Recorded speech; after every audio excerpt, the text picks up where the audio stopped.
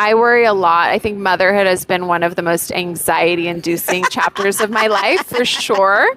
So I've had to manage my own anxiety around my kids and their safety in particular. Yes. So that's always a challenge, is trying to let them be independent and grow and be with their friends and not feel like I need to physically protect them at all times. But I think it's also good for them to see that, you know, their parents are the same as them in terms of their feelings and their emotions. And we're going to have moods and we're going to get frustrated and then we're going to calm down and we're going to have things that are hard for us to figure out. We don't have the answers. I think anxiety can make you feel like frozen in the moment. And I think one of the most freeing reminder is that like moods are like weather, anxiety is too. Like it will pass. You're not going to be stuck in it. Yeah. It's temporary, and just sort of letting it pass through like the weather in Austin is something that I remind myself. I am mentally strong, learn it, live it, level up, regardless what life brings. I will live mentally strong. All right. So thank you so much for coming and being willing to be interviewed for the podcast and getting on social media and stuff like that. So we'll start with like professionally. Who are you professionally? Okay. So I have worked in public relations my entire career, going all the way back to graduating from university with a degree in PR, having an internship that led into my first job at a big global agency where I did some very cool things, like a healthy Mr. Potato Head balloon in the Macy's Thanksgiving Day Parade, which I love telling that story. It was the era of the Atkins low-carb diet, so potato farmers needed help kind of explaining the nutritional benefits of potatoes and how to eat them healthily. And then I went to Silicon Valley and worked with tech startups. And then I decided to try going inside of a company and doing PR for them. So that was a travel app called TripIt. That's a great app for busy travelers. I use it. You know TripIt? Yay! So I worked there for 8 years building out the PR and brand team, which was a really rewarding time in my career. And then I spent a couple of years working with SAP's brands across their portfolio. And then I got the bug to leave and start my own company. And so I built Talesplash 5 years ago. It started out as just me working with founders of startups based out of Austin, but working with clients all over the country. And then one by one, I started to add team members, a lot of which are also moms that also want that flexibility where we're bringing our expertise of working in the industry for decades, but we have families at home that need us. Yeah. I love that. And I will definitely pick your brain and around that. How have you seen the PR industry change? I feel like it's changed a lot. I don't know much about it. It's always changing. That's the truth. So when I started out, right out of school, we were sending physical press kits to newsrooms. We didn't even have emails for all of the journalists. And we were doing lots of photography and like printed materials. And even with the reporting, I was photocopying articles and putting them into a binder. Or when we would go to New York to meet with editors, we would put binders together with briefing materials. So that was how it started. And then fast forward to today, and really we're, not only emailing journalists now to get their attention on a regular basis, but we're using social media and we're following, each other on LinkedIn and tagging reporters when they write about our clients. And there's like a much different way of engaging with the media now. And when you do get coverage, it's really important that you are also sharing it in your social channels, because so much of the value of getting featured in publications or on podcasts is making sure that your customers, partners, supporters, employees, fans, family members, that they know about it. Because there's so many different places to get featured now. There's so many podcasts, right? And so you can't rely on the people that listen to the podcast or the people that subscribe to the publication to be the only, ones that get to hear your message. You really have to think about the results of PR like you think about content as part of your marketing plan. Right. You know, you're sharing it, you're putting it in emails, all of that. So that's changed. And then also just the way we measure PR is constantly changing, and it's really like the problem that's never solved. It's always the like question of the day, how do you measure the success of PR? But what's changing right now that's super interesting and timely is that LLMs and AI search tools are citing articles as one of the major citations when they provide an answer to a question. Yeah. So the media Keeping coverage up that with you all get, that, the podcast that you're on, those are showing up in AI search tools, and that's very important. And people are recognizing, oh, that's where the value of PR is today. Yeah. So tell us, who are you as a person outside of being a successful businesswoman? I am a mom of 2 boys that have a lot of energy and need to we be were talking about boy moms. I'm a boy mom. I've also been married for 16 years, and we live in Austin, Texas, and we love to be active as a family. We do a lot of skiing. I play tennis. We work out a lot.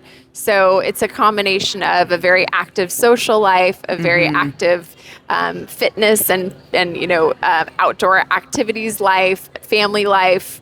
So it's a busy season all around. Yeah. And what about when you think about mental health in your kids, like raising mentally strong kids? What kind of things do you think about? What kind of things worry you? Yeah, I mean, I worry a lot. I think motherhood has been one of the most anxiety-inducing chapters of my life, for sure. So I've had to manage my own anxiety around my kids and their safety in particular. Yes. So that's always a challenge, is trying to let them be independent and grow and be with their friends and not feel like I need to physically protect them at all times.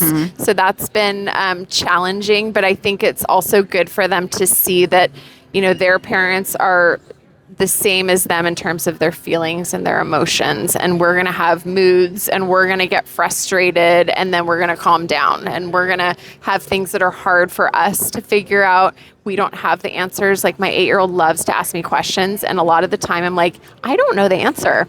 I don't. And there's like a way to find the answer, but I don't know the answer. Right.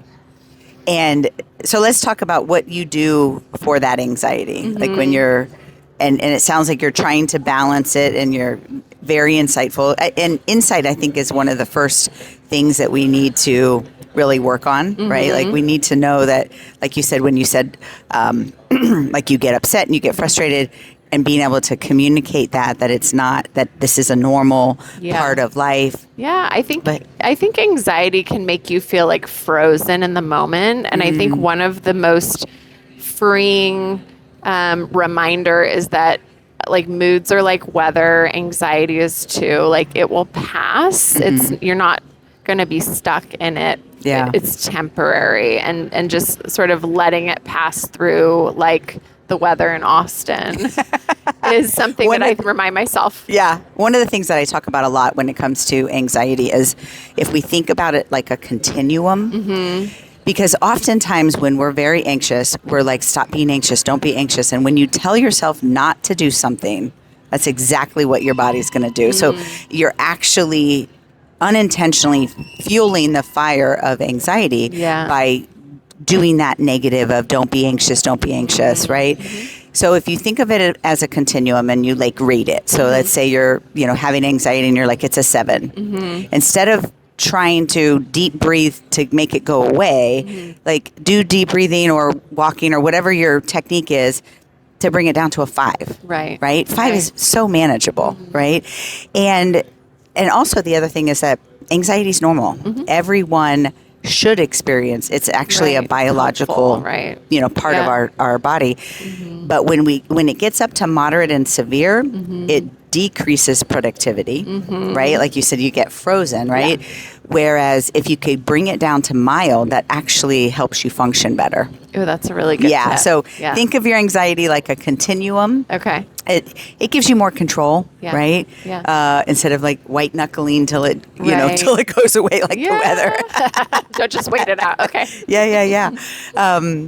So tell us a little bit about your boys. Do they, struggle or give an example, because I think a lot of moms are really struggling with, how do I have these conversations? Yeah, I think every kid is different. I know my two are very different. My oldest is a lot more like my husband. He's very intense.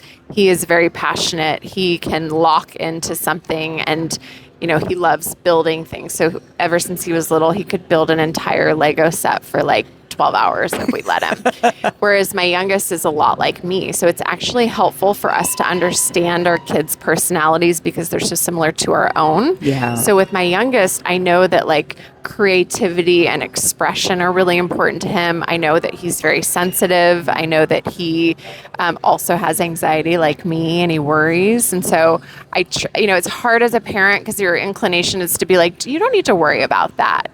Or, that's not something that is, going to happen. Like that we want to just like try to stop the anxiety. And I think that's probably the biggest challenge with him is like, what can I say to him that is not just trying to suppress it, to your point, because that doesn't work. Right. Yeah. I love that. And I teach this, mentally strong method, which is like, how do you think through your problems? How do you organize them, make choices, and then continue that loop? And I'm just hoping to get that in front of children as well, because if we could do it before there's crisis, right. We have taught mental illness, right? Like people know what depression is, they know what anxiety is, they know at what line do they need to go get professional help, right?